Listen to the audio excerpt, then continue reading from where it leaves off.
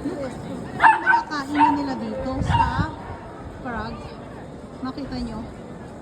Ayan o. Yung mga silya. Sa Holland, actually mga blanket. But dito kitang-kita nyo yung kanilang nakalagay. Yung parang mga sheep cloth.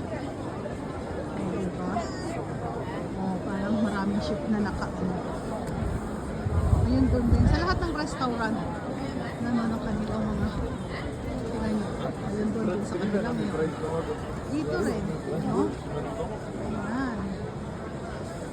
Lahat ng restaurant nila, mga ship na ang upuan nila may nakalagay na doon. Diba? Ganda. Kasi malamig. Hindi lang blanket. Sa Holland, only blanket.